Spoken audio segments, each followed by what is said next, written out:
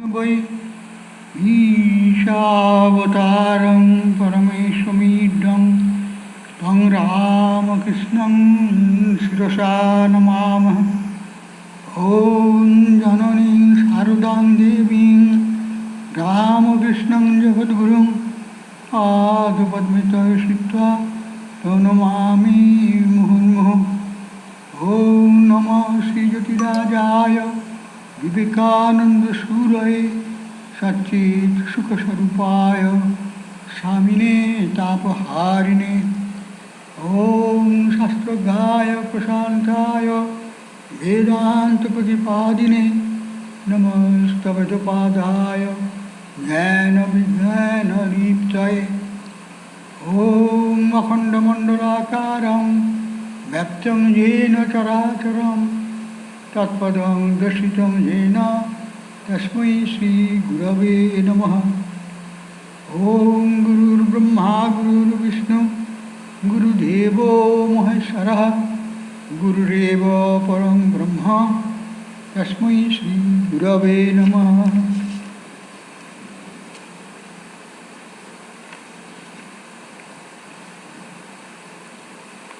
আজকে আমাদের আলোচ্য বিষয় ভগবদ্গীতার দিব্যবাণী। স্বামী অভেদানন্দজি মহারাজের পাশ্চাত্যে ভগবদ্গীতার ওপর যে 65টি বক্তৃতা দিয়েছিলেন তারই অন্যতম। আমাদের আলোচনা শুরু হয়েছে 71 অধ্যায় মহারাজের বক্তৃতার। সেখানে ভগবদ্গীতার 13 অধ্যায়ের 1-2 শ্লোকের আমাদের আরম্ভ আগের দিন থেকে হয়েছে। সেখানে আমরা দেখেছি অর্জুন জিজ্ঞাসা করেছেন শ্রীকৃষ্ণকে যে ক্ষেত্র কাকে বলে, ক্ষেত্রজ্ঞ কাকে বলে, ক্ষেত্র ও ক্ষেত্রজ্ঞ এদের মধ্যে কী সম্পর্ক ইত্যাদি বিষয়। এছাড়া এইসব বিষয়ে জ্ঞান লাভ করবার জন্যে শ্রীকৃষ্ণকে অর্জুন বললেন, জানতে চাইলেন। প্রকৃতিং পুরুষং চৈব ক্ষেত্রং ক্ষেত্রমেব চ এতদ বেদিতুম ইচ্ছামি জ্ঞানং জ্ঞেয়ং চ কেশব। তার উত্তরে শ্রী ভগবান বললেন, শ্রীকৃষ্ণ, ইদং শরীরং কৌন্তেয় ক্ষেত্রম ইতি অভিধীয়তে এতজ্জ ব্যক্তি তং প্রাহু ক্ষেত্রজ্ঞ ইতি তদ্বিদঃ। একদম সরাসরি সহজ উত্তর শ্রীকৃষ্ণ বললেন যে, হে কেশব, প্রকৃতি ও পুরুষ অর্জুনের কথাটা, ক্ষেত্র ক্ষেত্রজ্ঞ জ্ঞান ও জ্ঞেয় এগুলো জানতে ইচ্ছা করি। তখন শ্রী ভগবান বললেন, হে কৌন্তেয়, এই দেহকেই ক্ষেত্র বলা হয়। পার্থিব যে দেহ, মানুষ প্রাণী ইত্যাদির ক্ষেত্র বলা হয়। এবং যিনি এই ক্ষেত্রকে জানেন, অর্থাৎ এই ক্ষেত্রের জ্ঞাতা যিনি, তিনি ক্ষেত্রজ্ঞ। তিনি কে? তিনি আমাদের পার্থিব শরীর নয়, কিন্তু জ্ঞানের আধার স্বরূপ আমাদের মধ্যে যে আত্মা রয়েছে, যাকে আমরা জীবাত্মা বলে থাকি, পরমাত্মারই অংশবিশেষ, সেই জীবাত্মাই হচ্ছে জ্ঞান ক্ষেত্রজ্ঞ। ক্ষেত্র সম্বন্ধে যার জ্ঞান আছে, অর্থাৎ দেহকে যিনি ক্ষেত্র বলে জানেন, এবং যিনি এই ক্ষেত্রকে জানেন তিনি ক্ষেত্রজ্ঞ। তার মানে আমাদের শরীরকে যাকে আমরা ইত্যাদি বলে থাকি, সে কিন্তু নিজেকে জানে না। সে যে ক্ষেত্রস্বরূপ একজন ক্ষেত্রজ্ঞ আছেন, তিনিই জানেন। অর্থাৎ ক্ষেত্রকে যিনি জানেন, সেই বস্তুটি হচ্ছে জীবাত্মা। প্রত্যেক জীব বা মানুষের মধ্যে পরমাত্মার অবিচ্ছিন্ন যে সব অংশ থাকে, সেটি হচ্ছে জীবাত্মা। জীবের মধ্যে যে আত্মা, প্রতিটি জীবের মধ্যে যে আত্মা, আত্মা কিন্তু দুটি নয়, আত্মা একটি, কিন্তু পরিমাণগতভাবে ভিন্ন ভিন্ন শরীরের মধ্যে তা প্রকাশ হচ্ছে। সেই ক্ষেত্রজ্ঞ বলছেন এই দেহকে ক্ষেত্র বলা হয়, এবং যিনি এই ক্ষেত্রকে জানেন তিনি ক্ষেত্রজ্ঞ। তাহলে দেহ সম্বন্ধে আমাদের জানা হলো ক্ষেত্র বলে, আর দেহের মধ্যে যিনি দেহের জ্ঞাতা, দেহকে জানেন বা ক্ষেত্রকে জানেন, তিনি হলেন ক্ষেত্রজ্ঞ, তিনি হলেন জীবাত্মা। এইটার বার অনেক ব্যাখ্যা পণ্ডিতরা দিয়েছেন যে এই উভয়ের পৃথক পৃথক জ্ঞান কীভাবে আমরা লাভ করব। যতক্ষণ না আমরা এদের পৃথকত্ব সম্বন্ধে সচেতন হচ্ছি, একটা কেন ক্ষেত্র, একটা কেন ক্ষেত্রজ্ঞ, এই উভয়ের মধ্যে পার্থক্যটা, এটি সম্বন্ধে আমাদের সচেতন থাকতে হবে, তবেই তাদের ঠিক ঠিক ব্যবহার আমরা করতে পারব। বলছেন আচার্য শঙ্কর দ্বিতীয় শ্লোকের ভাষ্যের শুরুতে বলেছেন যে সপ্তম অধ্যায়ে ঈশ্বরের পরা ও অপরা দুই প্রকৃতির কথা পূর্বেই বলা হয়েছে। সত্য, রজ ও তম এই তিন গুণ সমন্বিতা প্রকৃতি এল ক্ষেত্র। ক্ষেত্র অর্থাৎ শরীর, দেহ, যে মানুষ, প্রাণী ইত্যাদির যে শরীর বা আকার আমরা দেখে থাকি, সেটা সবই অপরা নামে জ্ঞাত। অপরা হচ্ছে যা পরা নয়, শ্রেষ্ঠ নয়, নিকৃষ্ট, এটা হচ্ছে অপরা। আর ইহাই জগৎপতিটির স্থূল কারণ। আর পরা হলো ক্ষেত্রজ্ঞ নামে জ্ঞাত ব্যষ্টি আত্মা। ব্যষ্টির মধ্যে যে আত্মা, যাকে আমরা সংস্কৃতে জীবাত্মা বলে থাকি, ঈশ্বর এই দুই প্রকৃতি অবলম্বনে সৃষ্টির স্থিতি ও লয় করছেন। এই দুটোই কিন্তু প্রকৃতির কথা বলছেন, দুই প্রকৃতি। একটা হচ্ছে স্থূল শরীরের সত্য, রজতম এই গুণান্বিত, আরেকটা হচ্ছে পরা, সেটা হলো ক্ষেত্রজ্ঞ, যা নাকি জীবাত্মা রূপে মানুষ বা প্রাণীর ভেতরে সবসময় বিরাজ করছেন। আর একজন ঈশ্বর আছেন এই সবগুলিকে নিয়ে, এই দুই প্রকৃতি অবলম্বনে সৃষ্টির স্থিতি ও লয় করছেন। একদিকে অপরা প্রকৃতি রয়েছেন, দেহ, সত্য, রজতম তিনটি গুণের তারতম্যের জন্য হয়ে থাকে। আর আরেকটা হচ্ছে ক্ষেত্রজ্ঞ, যিনি জানেন যে এই ক্ষেত্রের মাধ্যমে আমার উন্নত অবস্থা লাভ করতে হবে। তিনি সেই সচেতনতা নিয়েই জন্মগ্রহণ করেন। আর শ্রীরামকৃষ্ণ স্মৃতির জন্য বলেছেন ঈশ্বর লাভই জীবনের লক্ষ্য, জীবনের উদ্দেশ্য ঈশ্বর লাভ। তাহলে এই যিনি জানেন জীবনের উদ্দেশ্য ঈশ্বর লাভ, এটি হচ্ছে পরা প্রকৃতি। আর যে জীবন যাকে নিয়ে ঈশ্বর তার শক্তির বিকাশ করেন, সেই জড় পদার্থটি, সেটিকে বলা হচ্ছে অপরাজ্ঞান। এই অপরা প্রকৃতি, একটা পরা প্রকৃতি যা নাকি জীবাত্মা, একটা অপরা প্রকৃতি নিকৃষ্ট, সেটা হচ্ছে তার স্থূল শরীর। ইহাই জগৎপতিটির স্থূল কারণ। অর্থাৎ এই যে জগৎটাকে আমরা দেখছি, তাহলে ব্রহ্মের থেকে আলাদা হবেন, ঈশ্বরের থেকে আলাদা হবেন, নাহলে আমরা জগৎকে কী করে দেখব? ঈশ্বরকেই তো দেখতাম। কিন্তু আমাদের ভুল যে আমরা ঈশ্বরকে চিনি না, তাই ঈশ্বরকে দেখতে পাই না। ঈশ্বর যে সকলের মধ্যে জীবাত্মার রূপে বিরাজ করছেন, এই দৃষ্টি আমাদের না থাকার ফলে আমরা জগতের জ্ঞান আরোপ করছি এই জীবাত্মার উপরে। আর জীবাত্মাকে দেখছি স্থূল শরীর বা স্থূল পদার্থ হিসেবে। তাদের সঙ্গে এই জন্য বলেছেন অতস্মিন তদ্বুদ্ধি, আছে ব্রহ্ম, আর তোমরা বলছো একে জগৎ। কিন্তু যার জ্ঞান হয়েছে, প্রকৃত বস্তুকে যে দেখতে পাচ্ছে, সে বলছে আমি তো দেখছি সবটাই ব্রহ্ম।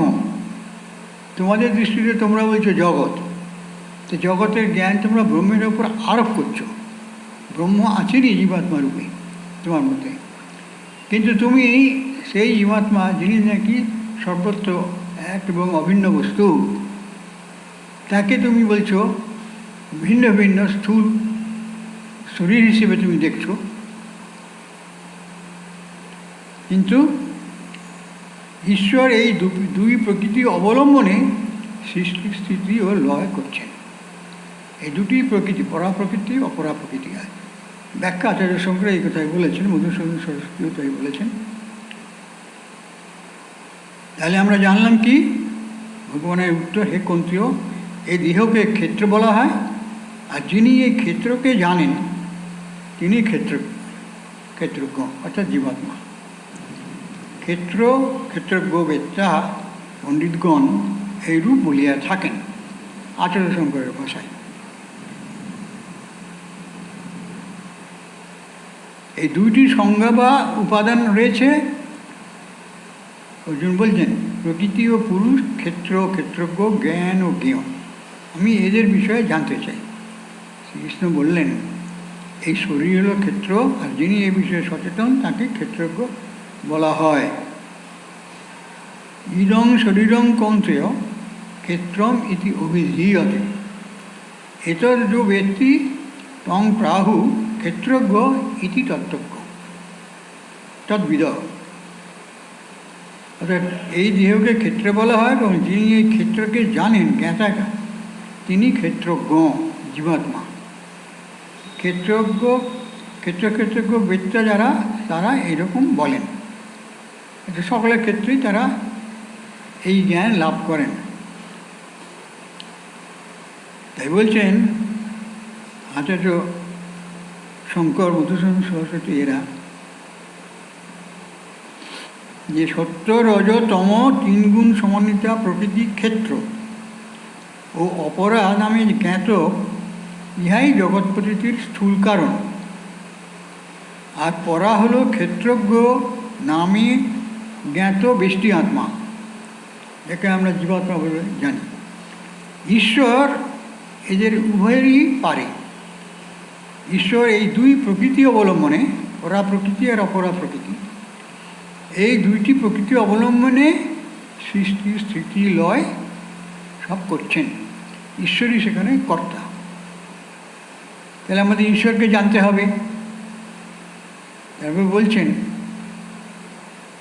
অর্জুন বললেন এই যে দুটি সংজ্ঞা, প্রকৃতি ও পুরুষ, ক্ষেত্র ও ক্ষেত্রজ্ঞ, জ্ঞান ও জ্ঞেয়, আমি এদের বিষয়ে জানতে চাই। তখন শ্রীকৃষ্ণ বললেন এই শরীর হলো ক্ষেত্র, আর যিনি এই বিষয়ে সচেতন তাকে ক্ষেত্রজ্ঞ বলা হয়। আক্ষরিকভাবে ক্ষেত্র কথাটির অর্থ হলো ক্ষেত, যেখানে চাষবাস করা হয়, শস্য ফলানো হয়। সেইভাবে এই শরীর হলো এমন ক্ষেত যেখানে কর্মরূপ বীজ বপন করে, যেমন শস্যের বীজ বপন করে শস্য ফলানো হয়, তেমনি কর্মের যে ফল সেটি বীজ রূপে থাকে। সেই বীজ বপন করে কর্মফল রূপ শস্য আহরণ করা হয়, কর্মফল ভোগ হয় শরীরে। সেই সব কর্ম এই জীবনেরও হতে পারে, পূর্ব জীবনেরও হতে পারে।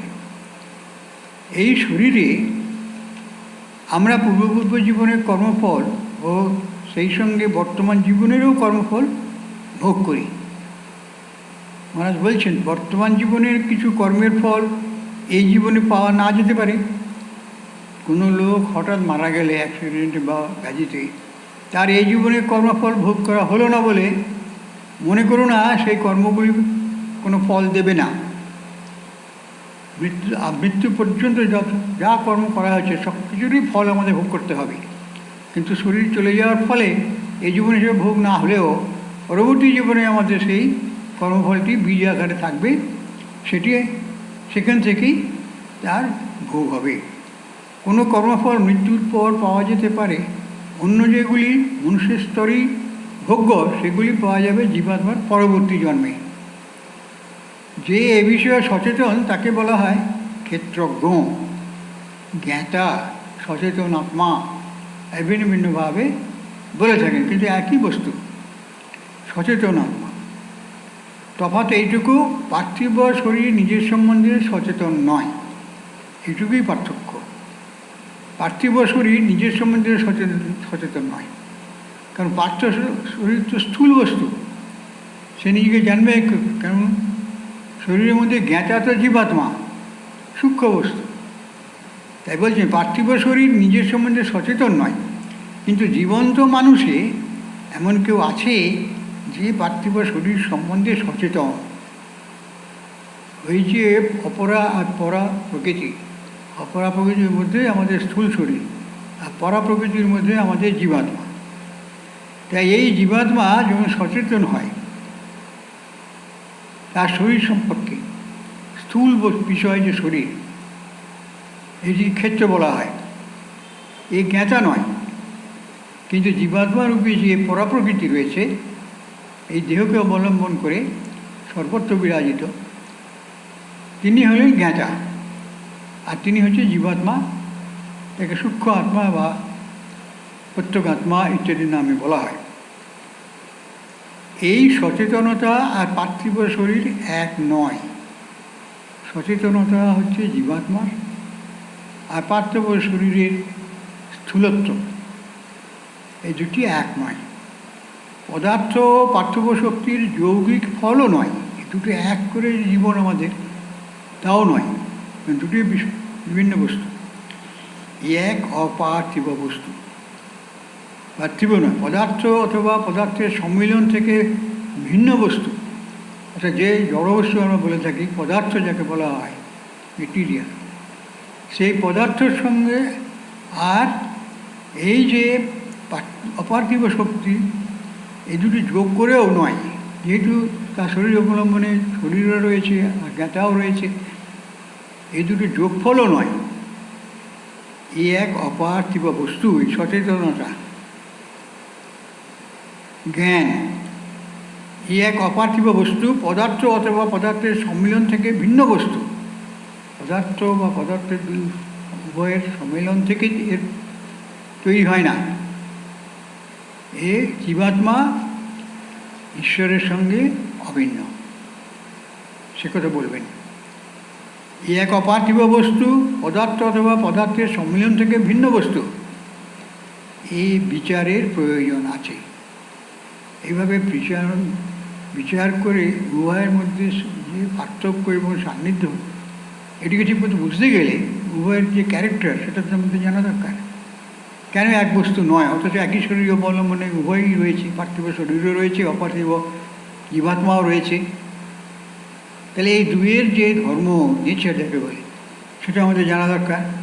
যখন আমরা এই বিচার এইভাবে করতে শিখব, তখন আমরা বুঝব পদার্থ ও চৈতন্যের মধ্যে, শরীর ও আত্মার মধ্যে পার্থক্য কোথায়। এভাবে বিচার করে যেহেতু শরীরটা জড়, আর তার সম্বন্ধে আমাদের সচেতনতা নেই, পার্থিব শরীরের সচেতনতা আছে একমাত্র আমাদের জীবাত্মার, যিনি জ্ঞাতারূপে আমাদের শরীরের মধ্যে রয়েছে। এই দুটো ভিন্ন বস্তু। যখন এইভাবে আমরা বিচার করব, তখন এই উভয়ের যে প্রকৃত ধর্ম সেটা আমরা জানব। তখনই আমরা বুঝব এই ব্যষ্টি আত্মার সঙ্গে ঈশ্বরের প্রকৃত সম্বন্ধ কী। এটি হচ্ছে মন অনুসন্ধান করবে, হু অ্যাম আই, আমি কে।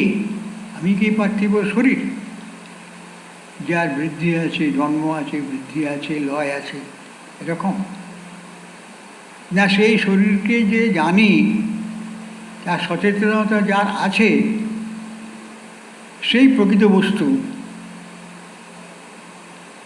এবং তার নিত্য বস্তু জীবাত্মা চিরকাল আছে। কর্মফল ভোগের জন্য ভিন্ন ভিন্ন শরীর ধারণ করেছে, করে জগতে আসে, কর্মফল ভোগ হলে শরীর চলে যায়। আর যে কর্মফলগুলি ভোগ হলো না, বাকি রয়ে গেল একটি জীবনের মধ্যে, সেগুলি আবার পরবর্তী জীবনে ফল প্রদান করবে। আবার এই জীবনেই যেসব কর্ম করেছে সেগুলিও আবার পরবর্তী কোনো জীবনে আমাদের ফলপ্রসূ হবে। তাই বলছেন সম্বন্ধ কী এই দুটোর মধ্যে, ব্যষ্টি আত্মা আর ঈশ্বর যাকে বলা বিশ্ব ব্রহ্মাণ্ডে অখণ্ড আত্মা, তাকে আমরা পরমাত্মা বলি, ঈশ্বর বলি, ভগবান বলি। এই দুটোর মধ্যে কী সম্বন্ধ? ঈশ্বরকে জানবার জন্য আমাদের প্রথমে জানতে হবে নিজ আত্মাকে। এই অনুসন্ধান আরম্ভ হল, নিজের আত্মাকে আগে জানো। আত্মা আকাশে আছেন কি পাহাড়ে আছেন কি সূর্যে চন্দ্রে আছেন, সেসব ভাবনার আগে আগে নিজের মধ্যে আছেন। এইটা আমাদের চিন্তা করতে হবে। আমরা অন্য জায়গায় অনুসন্ধানে যাব কেন? আমার নিজের মধ্যে কি ঈশ্বর নেই? সুতরাং আগে তাকে খোঁজো, তার কি ক্ষমতা ঐশ্বর্য সেগুলো জানো, তার মহত্বটা জানো আগে। জানলে তখন তুমি আরও অগ্রসর হবে যে তার প্রকৃত স্বরূপটি কী। আগে নিজেকে অর্থাৎ নিজ আত্মাকে, এই আত্মা হচ্ছে জীবাত্মা, কারণ তাকে জানতে হবে, কারণ ঈশ্বর আমাদের অহং থেকে সূক্ষ্ম। যে জীবাত্মা নিজেকে সচেতন হয়, অহং বলে, অহং বলতে যাকে বোঝে, যে আমি বলতে যা বোঝায়, এটা এই পার্থিব শরীর তো নয়, কারণ সেটা থাকে না। কিন্তু আমার মধ্যে যে জীবাত্মা আছে, তিনি পরিণতি লাভ করেন, তার শক্তি বিকাশ হয়, সে শক্তি ঈশ্বরেরই শক্তি তার ভেতর দিয়ে প্রকাশিত হয়। প্রত্যেকের মধ্যে এই জীবাত্মা আছেন পরমাত্মার অবিচ্ছিন্ন অংশ। ঈশ্বর আমাদের অহং থেকেও সূক্ষ্ম। এবার ঈশ্বর সম্বন্ধে বলছেন, ঈশ্বর হলেন আমাদের আত্মার সার বস্তু। উন্নত বলেছে আত্মার আত্মা বোঝাবার জন্য, এই সার বস্তু আত্মারও আত্মা আছে, আরও সূক্ষ্ম। যখন আমাদের ঈশ্বরকে জানবার ইচ্ছা হবে, তার আগে নিজেদের জানতে হবে। কারণ ঈশ্বর তো অখণ্ড, বিশ্ব ব্রহ্মাণ্ডে ছড়িয়ে রয়েছে, তাকে আমরা জানবো কী করে? আমাদের তো মনের ক্ষুদ্র সসীম অবস্থান, তার তো সীমাবদ্ধের মধ্যে কাজ করে। অসীম অনন্তকে জানবার ক্ষমতা কারুর মনের নেই, থাকে না। কিন্তু সেই মনকে যখন অসীম আত্মায় একাকারকারিতা করা হয় সমাধি অবস্থায়, তখনই সে নিজেকে জানতে পারে যে অহং ব্রহ্মাস্মি, আমি ব্রহ্মই। আমরা তখন জানব যে আমরা শরীর নই, পরন্তু আত্মা অথবা সচেতন সত্তা, পদার্থ কণার অথবা পার্থিব শক্তির মিশ্রণের ফল নয়। এমনি জাগতিক বিজ্ঞানীদের দৃষ্টি সেইটাই। তারা জানে যে মানুষের পার্থিব শরীর আছে নানা উপাদানে, তৃতীয় পতেজ মরুদ্ভৌম ইত্যাদি এসবগুলি নিয়ে, আর তার মধ্যে প্রাণ শক্তি আছে, আর জানার ইচ্ছা আছে, আগ্রহ আছে, এইসব তারা বিশ্লেষণ করে জানতে পারছে। কিন্তু তারপরে জীবাত্মার যে সূক্ষ্ম অবস্থা এবং তারও সারের সার যে পরমাত্মা, জানে কি অখণ্ড রূপে সারা বিশ্বে বিরাজ করছে অনন্তকাল ধরে এবং চিরকাল করে যাবে।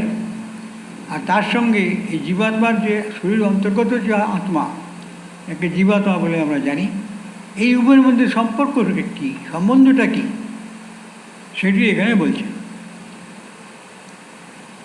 সচেতন সত্তা, আত্মা হচ্ছে সচেতন সত্তা, পদার্থ কণার অথবা পার্থিব শক্তির মিশ্রণের ফল নয়। কিন্তু আমরা এই পার্থিব শুধু শরীর নই। আর কি জানব? পরন্তু আত্মা, আত্মা সচেতন সত্তা, আমাদের মধ্যেই এই সচেতন সত্তাটা আছে, সেটা পরমাত্মারই অংশ বিশেষ। কিন্তু যেহেতু একটা ভিন্ন শরীরের মধ্যে দিয়ে তা প্রকাশিত হচ্ছে, তাই তাকে আমরা শরীর বলছি। কিন্তু আমি বলতে যাকে বোঝায় সে এই শরীর নয়। আমরা মনে করি যে শরীরকে আমরা আমি বলছি, আমি ভালো আছি, কি আমার অসুখ করেছে, এই যে বোধটা, এই বোধটা আমাদের আত্মদৃষ্টি না থাকার ফলেই আমরা ভাবছি আমার শরীরের রোগ হয়েছে, শরীরে ব্যাধি হয়েছে, শরীরে কষ্ট হচ্ছে। তা নয়। জীবাত্মা যতক্ষণ না অনুভব করবে সচেতনভাবে, ততক্ষণ আমরা জানতেই পারবো না যে আমরা অসুস্থ। সেই জন্যে আমাদের দরকার এই আমাদের সচেতন সত্তা একটা আছে, যে বলে দিচ্ছে হ্যাঁ তুমি অসুস্থ, যে বলে দিচ্ছে হ্যাঁ তুমি মানুষ, যে বলে দিচ্ছে হ্যাঁ তুমি বিদ্বান, এই হলো জ্ঞাতা, শরীর অন্তর্গত জ্ঞাতা। পদার্থ কণার অথবা পার্থিব শক্তির মিশ্রণের ফল নয় এটা। তারপর বলছেন ব্যাখ্যা করে স্বামী অভেন্দ্র মহারাজ, বেদান্তের মূল সত্য হচ্ছে একং সৎ। ঋগ্বেদে বলা আছে একটাই সদ্বস্তু আছে। তাহলে এত যে ভিন্ন ভিন্ন ব্যবস্থা বলছো, পার্থিব শরীর, আবার সূক্ষ্ম শরীর, আবার তার মধ্যে সূক্ষ্মতর সূক্ষ্মতম অবস্থা, সচেতনতা, এসব কত কী জানছো, কত কী বলছো, এই সবই কিন্তু তারই বিভিন্ন রূপ। কীরকম? বেদান্তে তোমরা লক্ষ্য করবে যে এই জ্ঞানই শ্রেষ্ঠ জ্ঞান। এটা যে আমাদের এই পার্থিব শরীরের এবং তার মধ্যে যে জ্ঞাতা জীবাত্মা, এই উভয়ের মিলনস্বরূপ যে আমাদের এই জীবন, এটা কিন্তু সচেতনতা কিন্তু তা নয়। এটা সচেতন সত্তা একটা আছে, সেইটার সঙ্গে আমাদের সম্পর্ক রয়েছে এক অখণ্ড চিৎ সত্তার সঙ্গে। বেদান্তে তোমরা লক্ষ্য করবে যে এই জ্ঞানই শ্রেষ্ঠ জ্ঞান। এর থেকে ক্রমে আমরা সেই জ্ঞানের দিকে যাব, যা থেকে আমাদের উপলব্ধি হবে আমাদের আত্মার সার বস্তুর ও সৃষ্টিকর্তার শ্বাস বস্তুর একত্বের কথা। এই হলো বেদান্তের মূল বাণী। এই যে আত্মার মূল বস্তু, সার বস্তু যাকে বলা হয়েছে, আত্মা যাকে বলা হয়েছে, আবার সৃষ্টিকর্তা সার বস্তু, সৃষ্টিকর্তা ঈশ্বর, ঈশ্বরের সার বস্তু কী আর আমাদের সার বস্তুটা কী, এই উভয়ের সার বস্তু একই। অর্থাৎ একই সার বস্তু থেকে উভয়েরই প্রকাশ হয়েছে এবং এ দুটি এক। এই একত্বের ধারণায় মনকে স্থির করতে পারলে তখন আমি নিজেকে প্রকৃত স্বরূপ নিজের কী সেটা আমি উপলব্ধি করতে পারবো। এবং এরই জন্যে এত সাধনা করা। রাজযোগ বলতে ব্রহ্মাত্মৈক্যবোধ, ব্রহ্ম এবং নিজের আত্মার জীবাত্মার ঐক্য, এই দুটো আলাদা বস্তু নয়। মানুষ বা পশু প্রভৃতির বেষ্টি আত্মা রূপে বা বেষ্টি অহং রূপে নানা রূপ অভিব্যক্তির মধ্যে সমতা রয়েছে, আবার একত্ব রয়েছে। সমত্ব রয়েছে এই উভয়ের মধ্যে, আবার একত্বও রয়েছে। এবং ধ্যান করে আমরা জানতে পারি সমাধি অবস্থায় যে উভয়টি এক। আমাদের যে সচেতনতা আর পরম ব্রহ্ম, যার যে সত্য জ্ঞান, এই উভয়ই এক এবং অদ্বিতীয়। তাই বলছেন মহারাজ এবারে, পূর্বে আমরা আলোচনা করেছি যে যখন শ্রীকৃষ্ণ নিজের কথা বলেন অথবা আমাকে আমার বলে নিজের সম্বন্ধে উল্লেখ করেন, গীতার মধ্যে অনেক ক্ষেত্রে বলেছেন অর্জুনকে, দেখো আমাকে জানো, আমার মধ্যে এই শক্তি দেখো, বিশ্বরূপ দেখিয়েছেন ইত্যাদি।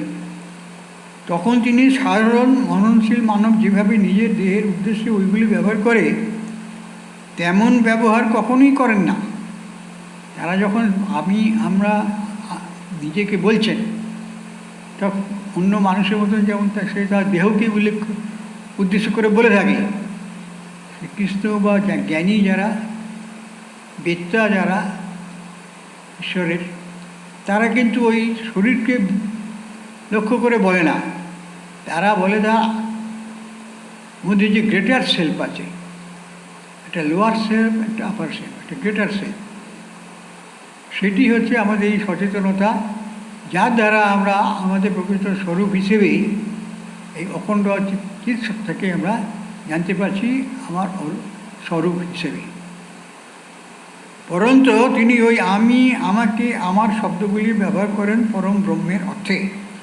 যারা এই সমস্ত শাস্ত্রাদি পড়েন বা এই ধরনের মহৎ ব্যক্তি বা অবতার পুরুষের কথা পড়েন বা জানেন, তারা জানেন যখন তিনি আমাকে, আমার এইসব শব্দগুলি উচ্চারণ করেন, তারা কিন্তু প্রকৃতপক্ষে শরীরকে উদ্দেশ্য করে নয়, এখন নিজের যে পরম সত্তা, যে নাকি ঈশ্বরেরও সারবস্তু, সেই হিসেবেই জেনেই তিনি তখন বলছে যে আমি এই কথা বলছি, এই কথা শোনো, এই কাজ করো, ইত্যাদি। জীবনের উদ্দেশ্য ঈশ্বর লাভ। তেমনি আবার কবি বলছেন রামপ্রসাদ, এমন মানব জীবন রইল পতীত, আলাপ আবাস করলে ফলতো শোনা। এটা ক্ষেত্র, এই সেই ক্ষেত্রের কথা এখানে এসেছে। ক্ষেত্রের মধ্যে একজন ক্ষেত্রজ্ঞ আছে জীবাত্মা রূপে, সে জানি আমি জন্মগ্রহণ করেছি, আমার একটা উদ্দেশ্য আছে, আমি কেন এসেছি, কোথা থেকে এসেছি, আবার শরীর তো চলে যাবেই, সেই শরীরটার কোথায় গিয়ে কীভাবে থাকবে, কর্মফলগুলো কীভাবে বীজরূপে থাকবে ইত্যাদিতে এই সমস্ত অনুসন্ধানের মধ্যে পড়বে তার। ওই কথা বুঝলে আমরা দেখব যে জগতের মহান আচার্যরা আমি, আমাকে, আমার এগুলো সর্বনাম বলে শব্দগুলি সর্বদা ব্যবহার করেছেন পার্থিব স্থূল শরীরের উদ্দেশ্যে নয়, পরন্তু তার মধ্যে যে আধ্যাত্মিক ও দৈবী অংশটুকু আছে, যার নাকি সমস্ত জ্ঞানের আকর, কেবল তারই উদ্দেশ্যে, যার সঙ্গে তারা স্থূল শরীরকে একীভূত জ্ঞান করেন। এই জ্ঞানী যারা নিজেকে স্বরূপকে উপলব্ধি করেছে, অবতার বা অবতার কল্প মহাপুরুষ যারা, তারা এসে নিজের সত্তাকে প্রকৃতপক্ষে উপলব্ধি করেছেন যে তিনি ঈশ্বর স্বরূপ, স্বরূপত ঈশ্বর। তারা কিন্তু নিজের স্থূল শরীরকে ওই আলাদা করে ভাবেন না, তখন তার যে প্রকৃত স্বরূপ তার সঙ্গে একাকার হয়ে গেছে।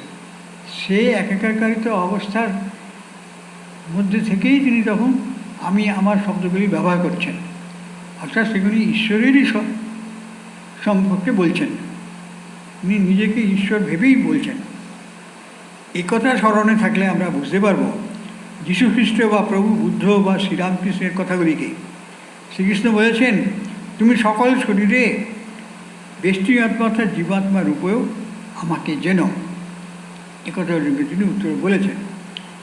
শরীর ও আত্মার জড়পদার্থ ও চেতনার ক্ষেত্র ও ক্ষেত্রজ্ঞের জ্ঞানকে আমি শ্রেষ্ঠ জ্ঞান বলে মনে করি। আগে আমরা পেয়েছি শ্লোকের মধ্যে 13 অধ্যায় 2 শ্লোকে। পরে আমরা বেদান্ত দর্শনের মূল তত্ত্বগুলি সম্বন্ধে শিখি। প্রভু বলেছেন, সকল শরীরের প্রত্যেকটির অন্তরস্থ বেষ্টি আত্মা বা জীবাত্মা রূপে তুমি আমাকেই জানবে। এই আমাকে অর্থাৎ শ্রীকৃষ্ণ বলছেন ঈশ্বর, তিনি স্বয়ং ঈশ্বর অবতরণ করেছেন জগতের দুঃখ দূর করবার জন্যে, অশুভ শক্তির বিনাশের জন্য। তাই তিনি বলছেন যে তুমি এই অন্তরস্থ যে বেষ্টি আত্মা বা জীবাত্মা বলে তুমি আমাকে জানবে। সমস্ত শরীরের মধ্যে প্রত্যেকটির অন্তরস্থ বেষ্টি আত্মা রূপে আমি রয়েছি, একথা যেন আমরা না ভুলি। বেষ্টি আত্মাগুলি পরমাত্মার প্রতিমূর্তি বা ছবি বা প্রতিফলন ছাড়া অন্য কিছু নয়, ইমেজ বলা হয়েছে। এই কথা যেন আমরা না বলি। ক্রমে ক্রমে আমরা বুঝব প্রতিফলন ও প্রতিমূর্তি বা প্রতিচ্ছবির অর্থ একই। কিন্তু সর্বপ্রথমে আমাদের জানতে হবে যে আমাদের চেতন সত্তা আর পরম চৈতন্য সত্তা পরস্পর সম্পর্কযুক্ত, একেবারে বিচ্ছিন্ন সত্তা নয়। এটি যদি বিচ্ছিন্ন হয়ে যেত বা আমাদের মনে যদি এরকম হতো, কি ধারণাটা হতো, বা আমরা যদি পবিত্র উপলব্ধি করতে না পারতাম কোনো দিনই, জ্ঞানীরা বা ঋষিরা, তাহলে এই তত্ত্ব বা এই সত্য কোনো দিনই আমাদের কাছে প্রকটিত হতো না। আমরা নিজেদেরকে এই স্থূল শরীর ভেবেই শরীর ত্যাগ করতাম। এই জন্য বলতাম যে আমার মৃত্যু হয়েছে। প্রকৃতপক্ষে আমার বলতে যাকে বোঝায় যে চেতন সত্তা প্রতিটি জীবের মানুষের মধ্যে রয়েছে, তার মৃত্যু নাই, সে অবিনাশী সত্তা। কারণ সেই হলো সে পরম ঈশ্বরের যে সত্তা, নিত্য সত্তা, তাকে চৈতন্য সত্তা বলা হয়। আর সেইটি যখন শরীর ত্যাগ করে শরীর হয়ে যায় অচৈতন্য, তাকেই আমরা মৃত্যু বলি। অখণ্ড বা ঈশ্বর বা বিশ্ব চৈতন্য সত্তাই হলেন ঈশ্বর। এতদিন ধরে আমরা দেখছিলাম ঈশ্বর বলতে কী বোঝায়, কাকে বোঝায়। একটা অদৃশ্য বস্তু ধারণার মধ্যে শুধু একটু শক্তির কেন্দ্র হিসেবে বলতে হবে না, তার প্রকৃত স্বরূপ আমাদের জানতে হবে। এইখানে সেটা পরিষ্কার হয়ে গেছে। শ্রীকৃষ্ণ নিজেই সেটা অর্জুনকে জানিয়ে দিয়েছেন। সর্বপ্রথমে জানতে হবে আমাদের চেতন সত্তা ও পরম চৈতন্য সত্তা পরস্পর সম্পর্কযুক্ত। আগে থেকেই এই বিশ্বাস আমাদের রাখা চাই। তারপরে আমরা সেটা উপলব্ধি করে ঠিকভাবে ধ্যান করে সমাধি অবস্থা আমরা দেখব, পরীক্ষা করে যে হ্যাঁ ঠিক তাই।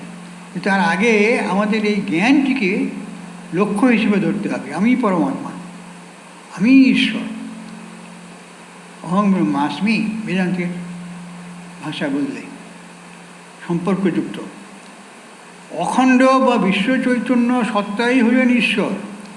সারা বিশ্বে বিশ্ব ব্রহ্মাণ্ডে যে সচেতন সত্তা, যাকে নিত্য সত্তা বা চৈতন্য সত্তা বলা হয়, সেটি চিরকালই আছে, আগেও ছিল, এখনও আছে, ভবিষ্যতেও থাকবে। মানুষের জীবন পরিবর্তন হচ্ছে, জীবন সভায় করতে হচ্ছে, কত কিছু হচ্ছে, নাশ ও কারণও নয়। যে কারণ থেকে ঠিক সত্তা আর এই সৃষ্টির উপাদান কৃতীয় তেজ মরুদ্ভম, এই উভয়ের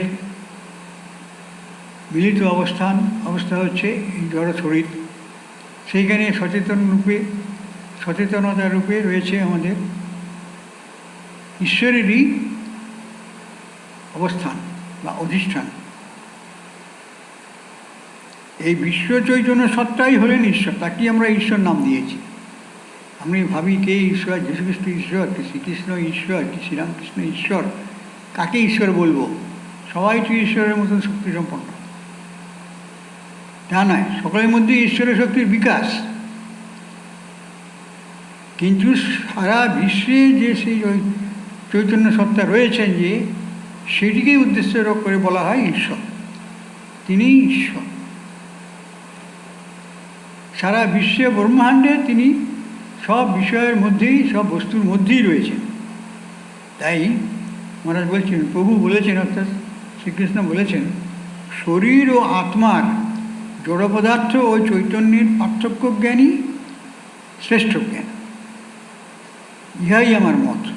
ওই জ্ঞান সম্বন্ধে যখন বলছেন কোনটি ঠিক জ্ঞান, কোনটি ভুল জ্ঞান ইত্যাদি, কোনটা শ্রেষ্ঠ জ্ঞান, কোনটা নিকৃষ্ট জ্ঞান, এইসব। তো এইখানে স্পষ্ট করে বললেন শ্রীকৃষ্ণ অর্জুনকে যে বিশ্ব চৈতন্য সত্তাই হলেন ঈশ্বর।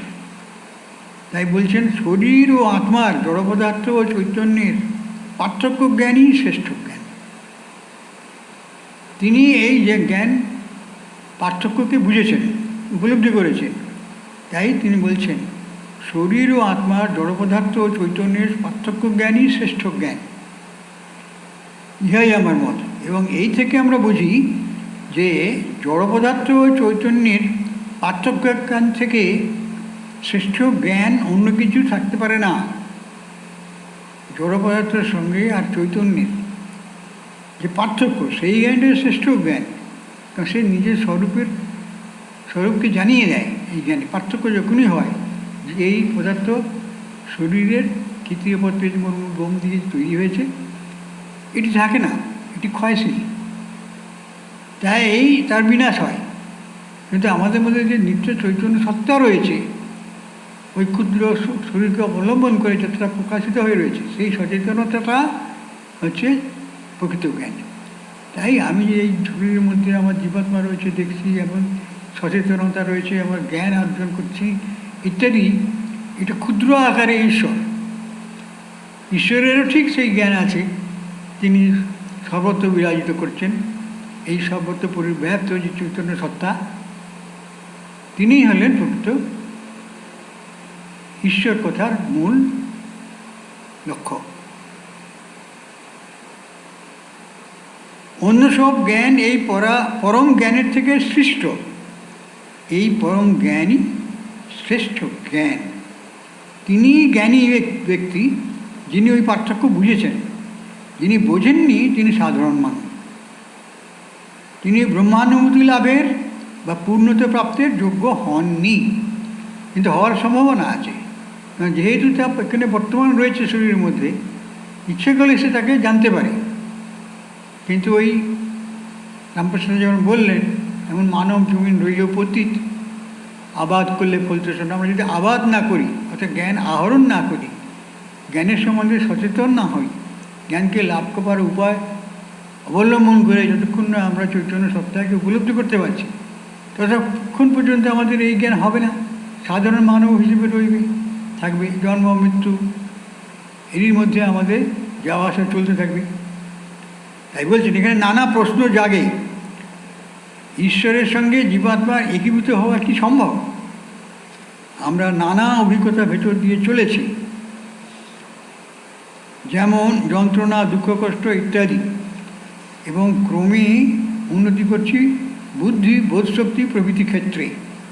প্রশ্ন হতে পারে কি করে সম্ভব হয় আমাদের ঈশ্বরের সঙ্গে একীভূত হওয়া, অথবা ঈশ্বরের মানবাত্মার সারভূত হওয়া, অথবা ঈশ্বরের জীবাত্মারূপে প্রতীয়মান হওয়া। সমস্ত জ্ঞাতব্য বিষয়ের মধ্যে কঠিনতম হল কীভাবে সম্ভব হয় ঈশ্বরের বেষ্টি আত্মারূপে প্রতীয়মান হওয়া। বেষ্টি আত্মারূপের মধ্যে ঈশ্বরই রয়েছে, প্রকাশিত হচ্ছে, এটি অভিজ্ঞতার মধ্যে আনা সবচেয়ে কঠিন। এটি হলো গভীরতম রহস্যের মধ্যে একটি। তাই আমাদের অবশ্যই সর্বশক্তি দিয়ে চেষ্টা করতে হবে এর একটা সঠিক সমাধান খুঁজে বার করবার জন্য। তাই শ্রীকৃষ্ণ অর্জুনকে কথা বলেছেন, ক্ষেত্রজ্ঞ চাপি মাং বিধি, যিনি ক্ষেত্রজ্ঞ তিনি আমি, সর্বক্ষেত্রেষু ভারত, সব ক্ষেত্রেই আমি বিরাজ করছি। তাই ক্ষেত্র গয়োর জ্ঞানং যৎ তৎ জ্ঞানং মতং মম, সেই জ্ঞানটাই শ্রেষ্ঠ জ্ঞান আমার মতে, যে ক্ষেত্র এবং ক্ষেত্রজ্ঞের প্রকৃত জ্ঞান অর্জন করতে পেরেছে। কারণ এটি খুবই রহস্যময় বস্তু। তাই ক্ষেত্র এবং ক্ষেত্রজ্ঞ শুধু জানলেই হবে না, তাই উভয়ের যে চরিত্র, ক্যারেক্টার, সেটা আমাদের জানতে হবে। ক্ষেত্রজ্ঞের সঙ্গে সম্পর্ক ঈশ্বরের, সর্বত্র পরিব্যাপ্ত যে পরমাত্মা, আর ক্ষেত্রজ্ঞ বলে জীবাত্মার রূপে যে জীবের মানুষের মধ্যে রয়েছে, প্রাণীর মধ্যে, এটির সঙ্গে তার সম্পর্ক আছে। সুসম্পর্ক নয়, উভয়ের সম্বন্ধে আমাদের বিচার করে যখন জ্ঞান লাভ করব তখন দেখব তিনিই আমি। তাই অহং ব্রহ্মাস্মি বেদান্তে বলা হয়েছে, আমি সে ব্রহ্মস্বরূপ। কখন হবে? যখন সে এই দুটি বস্তু, জ্ঞান এবং জ্ঞেয় বস্তু, এই উভয়ের পার্থক্য ঠিকভাবে উপলব্ধি করেছে। তাই সেখানেও সেই ঈশ্বর এক, শ্রীকৃষ্ণ নিজেকে সেই ঈশ্বর বলে বলছেন যে ক্ষেত্রজ্ঞয়োর জ্ঞানং, এই উভয়ের জ্ঞান, ক্ষেত্রজ্ঞ উভয়ের জ্ঞান, যৎ তৎ জ্ঞানং মতং মম, সেই জ্ঞানই আমার। সেটা ওই পার্থিব মানুষের নয়, কিন্তু তার মধ্যে যে ক্ষেত্রজ্ঞ রয়েছে জীবাত্মা, সেই এই জ্ঞানকে জানতে পারে যখন সে সচেতন হয়। সেটি হচ্ছে ওই ক্ষেত্রেও শরীরকে নিয়ে সাধনা, অর্থাৎ ক্ষেত্রের মধ্যে বীজ বপন করে ফসল তোলা, সেটাও যা ক্ষেত্ররূপী যে আমাদের দেহ, শরীর, মন, বুদ্ধি ইত্যাদি, সেগুলি অবলম্বন করে ওই যে ব্রহ্ম সচেতনতা, এই শস্য বা ফসল আমাদের ফলাতে হবে এই জীবনে, এবং তার আবাদ করতে হবে। সেটি হচ্ছে সাধনা। আবাদ মানে এখানে সাধনা। ক্ষেত্রকে যেমন আবাদ করলে তো ফসল ভালো হবে, সেরকম শরীর, মন, বুদ্ধি, এই যে যখন আমরা নিজেকে জানবার চেষ্টা করব, অনুসন্ধান করব, সেই অনুসন্ধান মনে বা চিত্তে, অন্তঃকরণে তিনি প্রকাশিত হবেন, এই পূর্ণ জ্ঞান। তাই বললেন ক্ষেত্রজ্ঞ চাপি মাং বিধি, ক্ষেত্রজ্ঞ বলতেও আমাকেই বুঝবে সর্বক্ষেত্রে। আর কি না, ক্ষেত্রজ্ঞয়োর জ্ঞানম, ক্ষেত্রজ্ঞের যে জ্ঞান, পার্থক্য, যৎ তৎ জ্ঞানম মতং মম, সেইটি সত্যিকারের জ্ঞান, এই হলো আমার মত। শ্রীকৃষ্ণ অর্জুনকে বলে দিলেন ক্ষেত্রজ্ঞের মধ্যে যে পার্থক্য, সেটি উপলব্ধ করাই হলো মনুষ্য জীবনের উদ্দেশ্য। এই জন্যই বেদান্তে সেটি বলছেন, তুমি নিজেকে জানো, তত্ত্বমসি।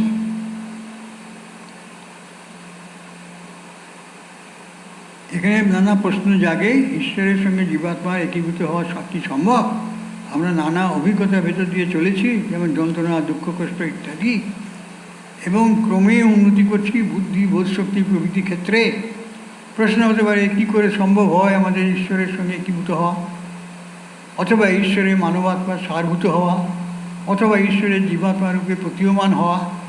সমস্ত জ্ঞাতব্য বিষয়ের মধ্যে কঠিনতম হল কীভাবে সম্ভব হয় ঈশ্বরের ব্যষ্টি আত্মারূপ প্রতীয়মান হওয়া, আর একই সঙ্গে ব্যষ্টি আত্মার পক্ষে জন্মাদি প্রভৃতি অভিজ্ঞতার মাধ্যমে অগ্রসর হওয়া। এটি হচ্ছে আবাদ করা। এটি হলো গভীরতম রহস্যের মধ্যে একটি। তাই আমাদের অবশ্যই সর্বশক্তি দিয়ে চেষ্টা করতে হবে এর একটা সঠিক সমাধান খুঁজে বার করবার জন্য। এই সঠিক সমাধান হচ্ছে ব্রহ্মাত্মৈক্যবোধ, ব্রহ্মের সঙ্গে নিজের আত্মার ঐক্য, যে আমি ব্রহ্মস্বরূপ, আমি শুধু এই ক্ষুদ্র জীব শরীরের মধ্যে আবদ্ধ নই, আমার জ্ঞান শুধু প্রসারিত, সারা বিশ্বের জ্ঞানই আমার পরিত জ্ঞান, এবং সেটি হলো ঈশ্বর উপলব্ধির জ্ঞান। তো শ্রীরামকৃষ্ণ বললেন মনুষ্য জীবনের উদ্দেশ্য ঈশ্বর লাভ। একেই শাস্ত্রে বলা হচ্ছে ব্রহ্মাত্মৈক্যবোধ। ব্রহ্ম এবং আত্মার যে একই বস্তু, এই বোধটি বেদান্তে বলা হয়েছে। সেইটির জন্যই আচার্য শঙ্কর বলেছেন যে ব্রহ্ম বোধই হচ্ছে জ্ঞান, তাকে ব্রহ্মাত্মৈক্যবোধ বলা হয় শাস্ত্রে। আজকের এখানেই রাখছি, আবার পরবর্তী আলোচনায় আমরা আরও এগিয়ে যাব। ওম পূর্ণমদঃ পূর্ণমিদং পূর্ণাৎ পূর্ণমুদস্য পূর্ণমুদচ্যতে পূর্ণস্য পূর্ণমাদায় পূর্ণমেবাবশিষ্যতে। ওম শান্তি শান্তি শান্তি। ওম শ্রীরামকৃষ্ণায় অর্পণমস্তু।